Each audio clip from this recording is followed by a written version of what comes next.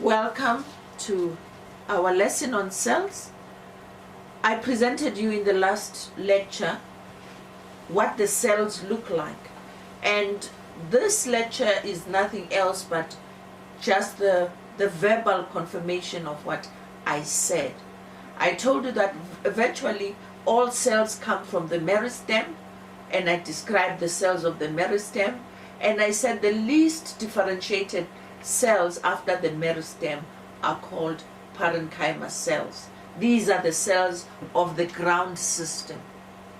Now, the name parenchyma was coined by Nehemiah Gru in 1682, and it simply meant that these are cells that are relatively unspecialized. Please note relatively, because they have changed from the cells of the meristem. Here we have a description of what the cells look like. We say they have a number of facets that are almost equal, hence the term isodiametric. However, there are variations of this isodiametric form. We have cells that are elongated such that they leave a lot of spaces in between them. This is an adaptation for the cells to enable the plant to float in water, and parenchyma that makes this possible we call erenchyma. We also have parenchyma that takes care of the products that we require in the cell. Please note, not just the cytoplasm doing it, but the whole cell. And these cells are called transfer cells. These cells are found in nectaries, in glands, resin, etc. So all these products are found in transfer cells. When you talk of a cell, remember you must state its shape, its structure, what is it made up of, the contents. Now, contents are common, are almost similar in all cells, but they differ. For example, in the leaf, the cells are green because they have a lot of chloroplast. So the cells of the mesophyll that have lots of chloroplasts are called chlorenchyma. It's just the way we botanists show that we can use anything we want. So rather than call it green parenchyma, we call it chlorenchyma. When the parenchyma has got mucilaginous or other inclusions inside, like resin, then we call it idioplastic parenchyma. This is the parenchyma you'll find, for example, in succulent plants. It has mucilage-like stuff, and we call it idioplastic. Then you are going to say, how is it different from what you said before? Remember, I said we have transfer cells. Idioplastic cells are transfer cells. We don't run out of terminology. Okay. I assume we have done classification. These idioplastic cells can contain certain things that make us identify particular families. For example, the enzyme myrosin is present in Brassicaceae. Brassicaceae is the family of cabbages. You know, cabbages have a special kind of scent that is from this myrosin. Lauraceae is an oily substance. Members of the family will include, let me not bother you with that. Let me go to this one, which will be easier. Mucilage, many of us like ligusha. There's something we call silele, which has a slimy exudate, mucilage, and silele is in the family Portulaceae. It is called Portulaca. Resinous substances, oranges are in Rutaceae, you can figure out what these resinous substances are. Okay. After we have set the shape and the composition, you have to tell us where these cells are found. Parenchyma cells are found all over the plant. Specifically, I will say if you're in the leaf, you'll find it in the mesophyll of the plant. If you section a stem, you'll find it in the cortex. You'll find it in the pith. If you section a root, you'll find it in the cortex. You'll find it in the pericycle. Fleshy parts of fruits, whenever fruits are soft, it's because their cells are not hard. Therefore, we know they are parenchyma cells. Please note, parenchyma cells are present in xylem and phloem, mainly in xylem because the cells mature to death, and the parenchyma, we call it xylem parenchyma, is to help take care of the dead cells so that they continue to do their function. Similarly, in the phloem, we have phloem parenchyma, which takes care of the dead cells so that they can continue to do their function.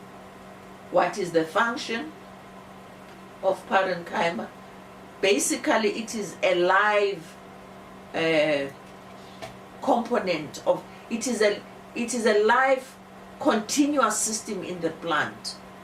If you do something to one part of the plant, the rest of the plant will be aware, because all cells are in contact, because they have the living cells, parenchyma cells. But most importantly, parenchyma cells are what we rely on when a cell is wounded for it to heal, when we want the cell to perpetuate itself, like when you make cuttings.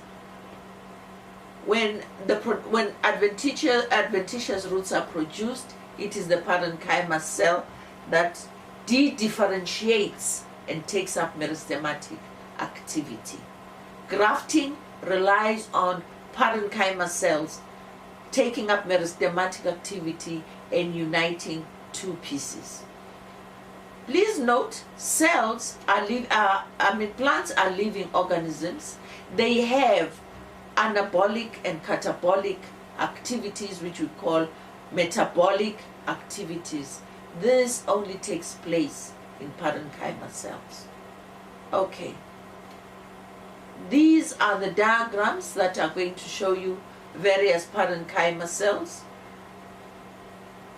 Please follow the labels so that you know how parenchyma cells are identified. This is the basic isodiametric shape. It can be slightly squashed, or it can be extended in parenchyma, or it can have storage. It can store food, etc., etc., as I told you. Sometimes the cells themselves trap air inside them in order to make parenchyma, or enable the cell, the thing to float. I've already taken care of the distribution and use. The next cell type is collenchyma. We saw collenchyma, but collenchyma comes in a number of variations.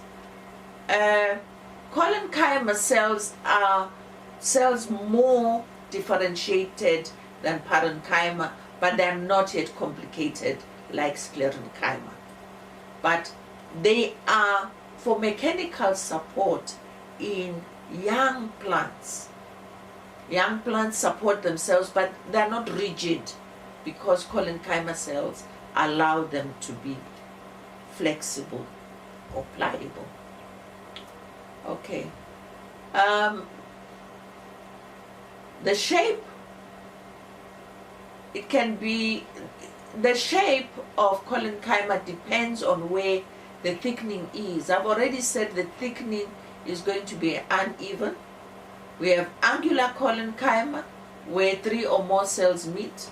Lamellar or sheet collenchyma, is present, where thickening is present on the tangential walls of the cell.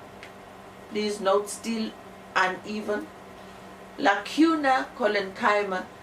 Please, the lacuna is a space between cells, and the thickening is around the space between cells.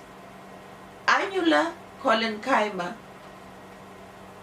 appears to be like angular collenchyma, but this collenchyma is circular around the lumen of the cell.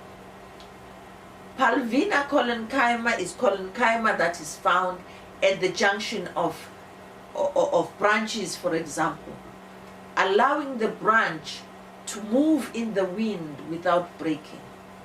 It supports it so that it maintains its position of the branch facing the sun, allowing it to move in the wind without breaking. Okay. The structure, please note here, the thickening in collenchyma does not include lignin. Most heart cells have lignin, but these cells have cellulose and pectin substances. Okay. Then there is sclerenchyma. Please note, sclerenchyma is not a cell. A cell is an individual. Sclerenchyma is a tissue, a group of cells. So scleras means hard and chyma is an infusion. It is a group or an infusion of heart cells. So sclerenchyma tissue is tissue that is made up of sclereids and fibers. The fibers we have already seen are long and slender cells that are almost similar to tracheids, but tracheids we normally found in the gymnosperms. The sclereids, we can't just say sclereid is shaped like this because there are many sclereids and they come in many forms. What is constant in these is that the composition. Now here I've shown you two cells. They join here in the middle lamella, and then you have the cell to this side and a cell to that side. This here is the first wall or the primary wall. Please note, if this is the cell can only thicken itself going inside. If it does anything to the outside, then it is encroaching into another cell. So cells thicken themselves by putting layers to the inside. So you have the primary wall here, and the next wall is here, which is the secondary wall. Over here, I've shown you what the primary wall has and what the secondary wall has. Okay. Now, from the middle lamella to the center of the cell, we have a process which we call lignification, which is a process of hardening. When this lignification occurs, there has to be a leaving channel between the two cells, and this leaving channel is the pit, which I explained in gymnosperms how it can be simple and how it can be bordered. Okay. I told you that we can't say what sclereids look like because they come in a variety of forms. Brachysclereids, columnar sclereids. Brachysclereids or stone sclereids are almost just the same size as the parenchyma cell, except the parenchyma cell is now hard. Columnar sclereids are kind of elongated. It is a pity I thought I had this in your books, but I didn't. I hope I have it in your notes where all these are illustrated. Trichosclereids, tricho comes from trichome, which means a hair, so it's a hair-like sclereid. Filiform, it means fiber-like. Elongated, self-explanatory. Macrosclerids are